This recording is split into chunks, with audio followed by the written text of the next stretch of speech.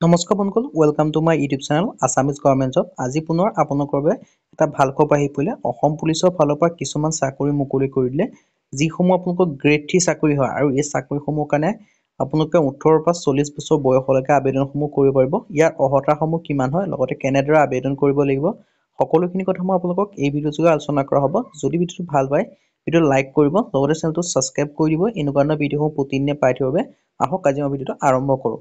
আপোনালোকে দেখিব পাইছে চিভিল ডিফেন্স হোম গাৰ্ড ৰিক্ৰুটমেণ্টৰ ফালৰ পৰা 271টা কনষ্টেবলৰ ডিজিআৰ ভেকেঞ্চি আহিছে। ইয়াৰ কাৰণে আপোনালোকে অনলাইন যোগে আবেদন কৰিব লাগিব। দেখিব পাইছে 269টা কনষ্টেবল গ্ৰেড 3 ভেকেঞ্চি আৰু 2টা ডিজিআৰৰ ভেকেঞ্চি আহিছে।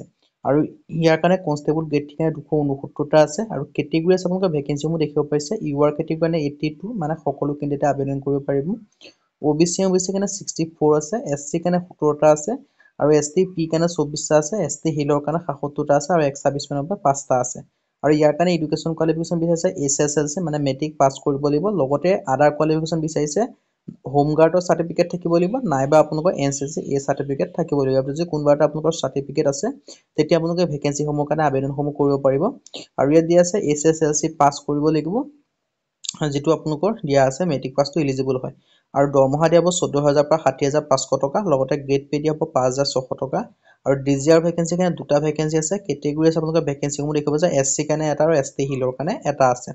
আৰু পে দিয়া হ'ব 14,000 পৰা 60,500 টকা, গ্ৰেড পে দিয়া হ'ব 5,000 টকা।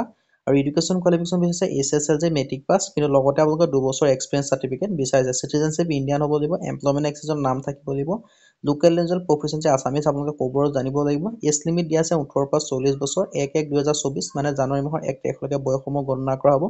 লগতে এজ ৰিলেক্সেশ্যন পাব SC ST প্লেন আৰু হিলৰ কাৰণে 5 বছৰ বা 50 বছৰলৈকে আবেদন কৰিব পাৰিব। OBC কাৰণে 3 বছৰ 43 বছৰলৈকে আবেদন কৰিব। There is no application fees, কোনো এপ্লিকেশ্যন ফিজ দিব নালাগে।